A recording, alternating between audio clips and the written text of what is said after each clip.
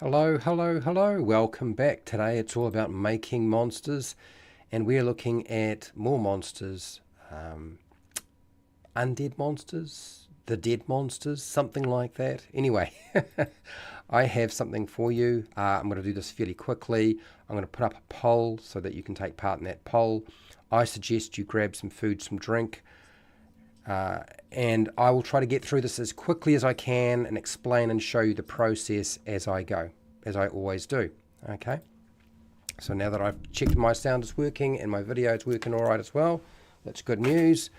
You're ready, I'm ready. Let's get the show underway, shall we?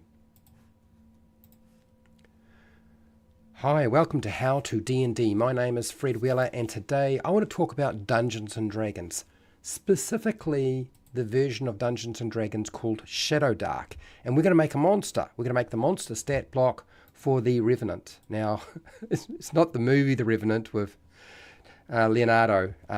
It's the Revenant that you know from Dungeons and Dragons. So that's exactly what we're going to focus on today. I have already done a lot of the work behind it. I tend to do this with all of the monsters because, you know, sitting down, I don't like really doing it in front of a computer nowadays. I tend to sort of sit with a piece of paper and be doing other things. So that's sort of my new way of doing things. And as I have been getting over whatever the heck's going on with me, it happens more and more and more. So I normally ask you how you would go about making the stat block. So I'm going to do the same thing. Then I'm going to show you what the stat block is, explain my process, and then come back to the chat and see what you guys have said. Okay? All right. So let's do that. How would you build the Revenant stat block for Shadowdark RPG? Okay, I think I've got it. How would you build the Revenant stat block for Shadowdark RPG? That's my question. Use the chat, stick in your feedback, and we'll go from there, right? So now let's get over to the actual document and start working on that and show you all the stuff that I have. Okay, so here we go. So this is also in conjunction with AJ Pickett, who does the monster lore. This project is sort of, I'm again waiting for him to be ready to start drawing new additional monsters that are original. When he's ready, he will. So today this is going to be I guess the 16th draft, I think. I don't know. I'm a little bit unsure nowadays. 24th of September in New Zealand. We won't worry about the lore stuff. We're doing monster stat blocks today. Revenant, I'm going to unhighlight the Revenant, and I'll put down it's basically a revenge spirit. I couldn't think of any other name to call it if we weren't to call it a Revenant. I don't know that I need to worry too much about the word Revenant, but anyway. So the first thing we need to do is determine what it is. So a decaying humanoid body with pale skin and red blazing eyes, okay? A spirit that uses corpses to track down a creature it seeks revenge against. Very, very simple, not hard to understand. First thing we need to do is determine our level for our monster. Now, I went back to AD&D for the Revenant, and the reason being is that I think that AD&D and basic D&D are probably a better starting point. And in AD&D, this monster has 8 hit dice. So I usually take the hit dice from AD&D and transpose that concept over to our monster, rather than using 5e or something else. And a lot of stuff in Shadowdark is based on 5e game mechanics and other game mechanics in different rule systems, but she's also using a lot of AD&D concepts as well. So this is why I tend to go back to that. Rather than looking at the Revenant in the 5e monster manual, AD&D is usually my first port of call, okay? And then we can sort of progress from there. Because unfortunately, as many of you probably already know if you've played 5e modern D&D, challenge rating is not a good system in 5e. Challenge rating 5, I don't think that's sufficient. You're dealing with a creature that literally cannot be destroyed and keeps coming until it finally sort of succeeds at whatever it's trying to do. So that being said, we have to think about that a lot. So that's why I put monster level 8. I looked at the alignment for these, and alignment is, I mean, really it's a guide alignment. Neutral, so I put down alignment as neutral for this creature. The next step is doing all of our stats. We don't usually record ability scores, but and ability modifiers are more important, but we call them, it's just a named, stat modifier or stats. And so that's what we're going to focus on, is our stats here, right there. That's what we're after, our stat modifier. So I can't really get that from AD&D, so I have to go back and I have to look at something like 5e or 3.5. 4e is not a good example because it's all over the place mathematically. It's so alien and different compared to everything else. So in 5e, the Revenant has an 18 for its strength, so that's a modifier of +4. So that's what we'll put in there. And then its dexterity is a 14, so that's a +2. So I've included that. Its constitution is an 18, so that's a +4. That's quite high, but it is a Revenant, like the tough. And then its intelligence is a 13, so that's a +1. And then its wisdom, they're quite bright. So that's a 16, so that's +3. And then finally, its charisma is very high as well. And so its charisma is 18, so that's a +4. So it's got very high stats. The only one that isn't really high is intelligence, and even that is above average. So a terrifying monster stat-wise. So what I normally do is I go and I compare my monster level with and check to make sure my stats are not falling outside of those parameters. So what I have here is the Shadowdark monster creation table, which I made back in April, and it is based on the Shadowdark book. About half the information is in the Shadowdark book, written not in table form, and the other half is a product of me doing a lot of statistical mathematics and breaking it all down to figure out what's going on. So if we go to monster level 8, since that's what we've got here, these monster level 8, go across, we can look at the highest and lowest stat modifier. The lowest one should be a -4. We haven't got anything anywhere near a -4, so that's not going to be a problem. And nothing any higher than a +5. So we've got +4s, but no +5s. So we're actually within the realms of the stats you would expect from a monster like this. That's fine. Our next step is we have to look at armor class. Now, armor class for a level 8 monster in Shadowdark can be anything from an 11 through to an 18, which is very, very high, right? That's not low at all. That little arrow there doesn't help, but apparently I can't get rid of it.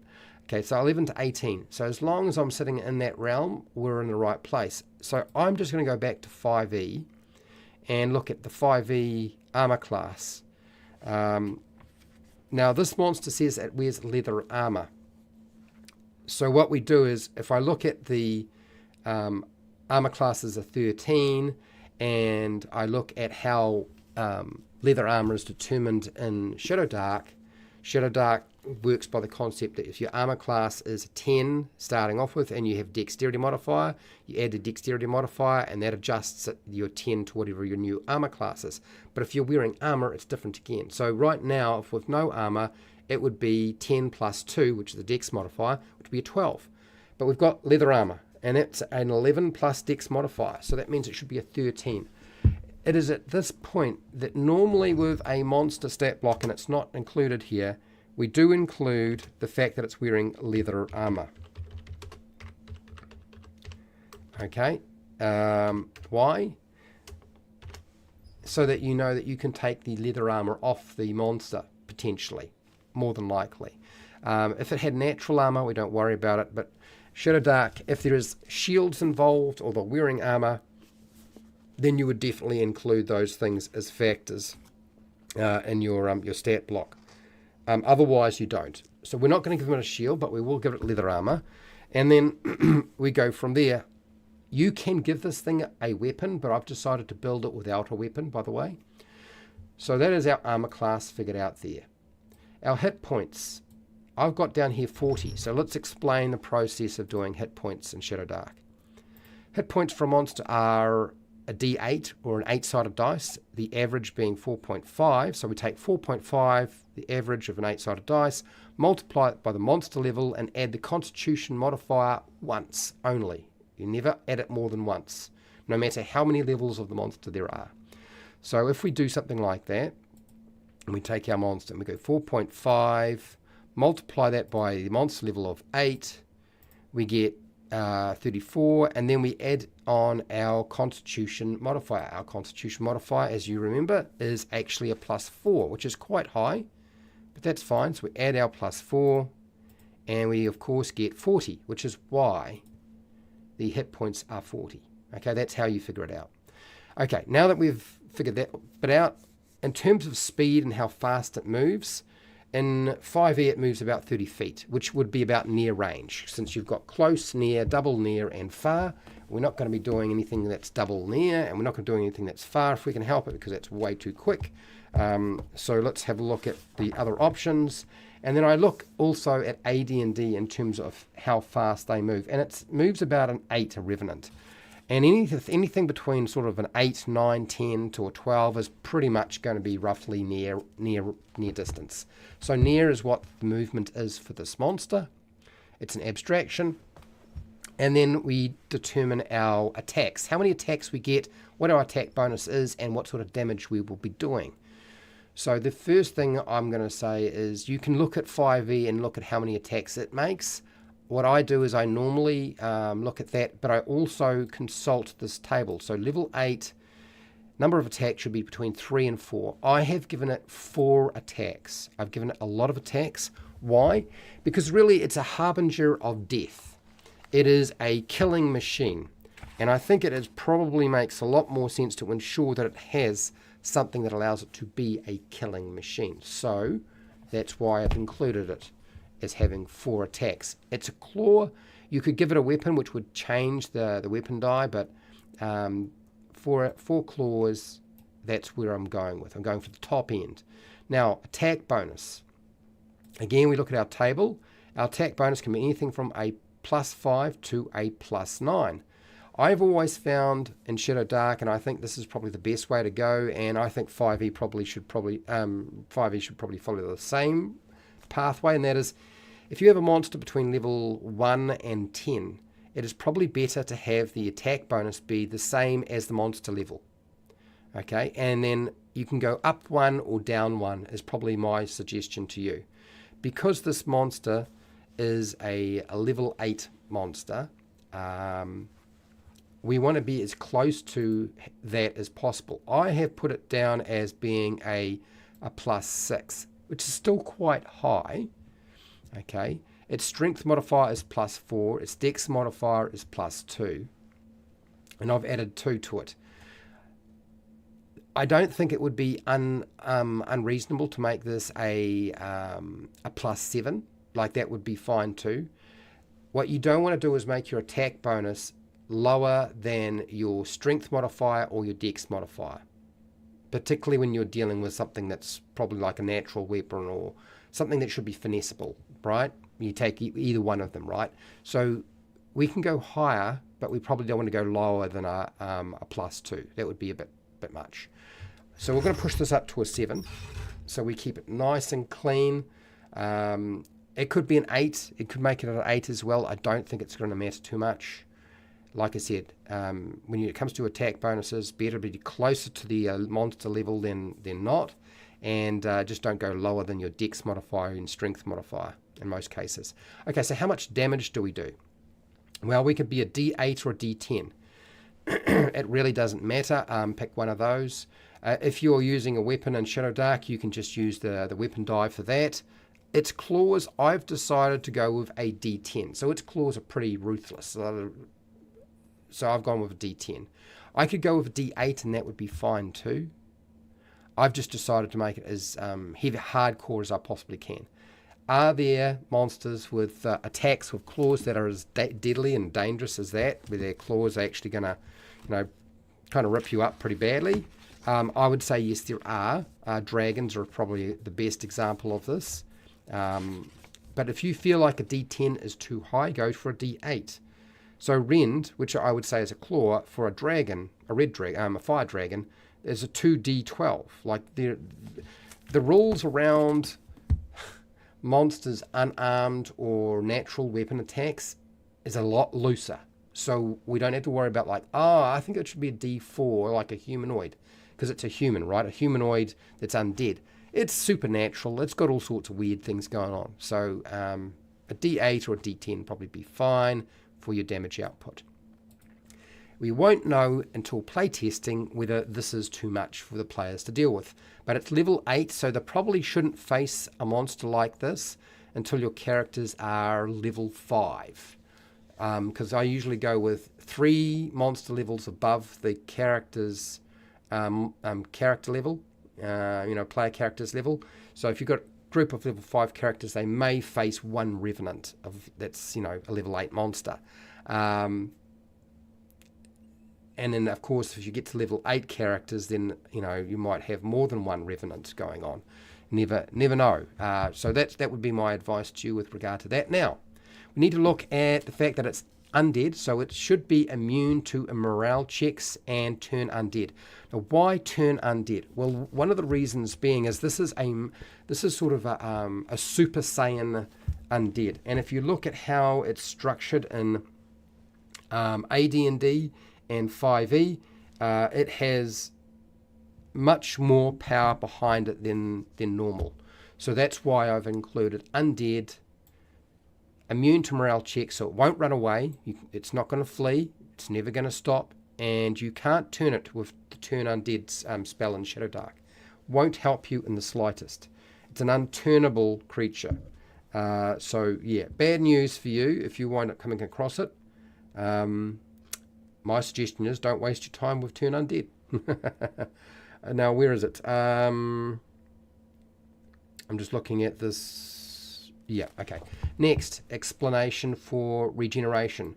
Revenants have a regeneration ability. This was a difficult one for me to come up with. So what I did was I went with regains 1d6 hit points each turn if not burnt by fire or acid. So there needed to be something that would sort of slow this down. It's very much based off the concepts that you'll find in the regeneration feature for 5e. There are some differences. Like I have stayed fairly close to it. They talk about radiant damage, but there's no damage types in Shadowdark, so it really doesn't matter. But we can specify fire or acid. So if something does damage and it's from acid or fire, then you can include that. It's natural language. And after 24 hours of being dead, the spirit animates a corpse. So dead being destroyed. Dead because it's already kind of dead, right? It's undead. Destroyed. The spirit animates a corpse. Okay, so it's going to come back. And then, like, how you structure your narrative around this monster is completely up to you in terms of what will be the stopping point, what will destroy it. I'm not going to tie that into the stat block. That is up to you as a game master, dungeon master. Revenge Glare. So Revenge Glare, the problem with Revenge Glare is I have not put it into the attack section, so I have to do that. So Revenge Glare. One enemy in near range, DC 15 wisdom check, or be paralyzed for 1d4 rounds. The problem with this Revenge Glare is, like, the last thing I want to do is paralyze an entire group of characters by making it a near cube. That would be kind of a problem. So I've taken the concepts from 5e, I've put it over to here. This ability is probably the most troublesome out of all of them to incorporate for the Revenant. I think what we need to do is we need to make sure we have either the claws or you do the Revenge Glare. If that's the case, and we're structuring it that way, because I was going to make the Revenge Glare just sort of, you can do that as well, which may actually be more interesting. We could go or we can go and. If we go and, you can do this. That means you get your claw attacks and you get your Revenge Glare. If we go, or then I need to expand it from one enemy to near range cube, so that you can affect more than one target, or just an enemy in near range. So you can glare at more than one target. So what we'll do is we'll make it for now and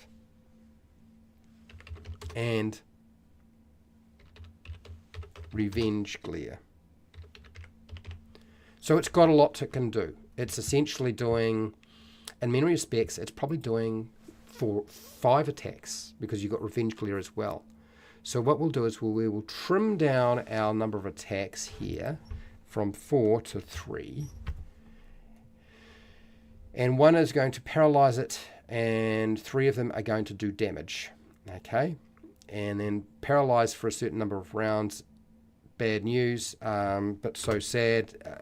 I based the paralyzing feature off the ghoul in Shadowdark. So there's a ghoul and a ghast, and I just looked at their paralyzing effect, and I've kind of just poured it over, in most respects, that concept. Does that make sense? Hopefully. So yeah, we've got that as our stat block. Okay, now that's what I've thought of. That's how I would build it. Let's go and have a look at the chat, see what you guys have to say, because this is always part of that process. And, oh, it's pretty light today. Turn undead spells need a rework because it has always been overpowered. Yeah, but the turn undead is not really the issue here right now. It's just making sure that the monster itself is not able to be turned by the turn undead spell. And, you know, turn undead as a spell in Shadowdark is actually, I would say, reasonably sort of tame. Like, I don't think it's too much. If you look at how turn undead in Shadowdark works, and you may have read it, I don't know, have you opened your book yet? Fred Huber is a patron and a moderator. Hello Jasper, how you doing? So if I look at turn undead, here we go. So it's very short. It's priest's tier 1 spell. So priests use this, nobody else. You rebuke undead creatures. Okay. Forcing them to flee. You must present a holy symbol to cast the spell. Okay, so that's the holy symbol side. It's going to be a DC 11 to actually activate the spell in Shadowdark. So that's not very difficult to do. Next, undead creatures within near of you must make a charisma check versus your spell casting check. So really what that means is the monster makes a charisma check. Okay, you know how to make them a charisma check. And then whoever's casting the spell, if your DC is 11, but you get 14 for your final spell casting check, it's the 14 that is compared to the charisma check. So there is, baked into the spell is a way of making it more difficult for monsters to resist it, but there is a check and balance. But let me continue to read. If a creature fails by 10 plus points and is equal to or less than your level, it is destroyed. So that's quite difficult to do. Like, it's got to be equal to or less than your level, and the check has to fail by at least 10 points. That's very rarely going to happen. Otherwise, on a fail, it flees from you for 5 rounds.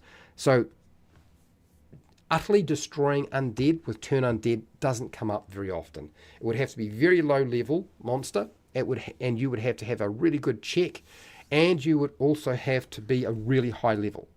I feel like turn undead in Shadowdark's actually a pretty solid spell.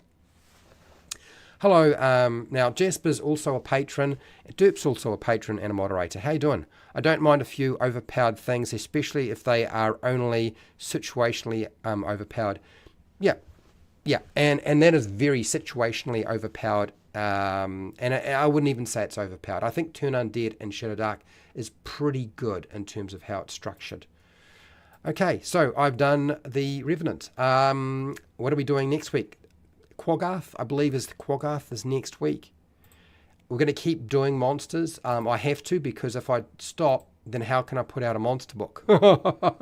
And that is where we're leading. For those of you who don't know, is that I've already done a player's expansion for Shadowdark RPG, and you'll find a link to that down in the description. Pay what you want for that, and you get 10 classes and 17 ancestries.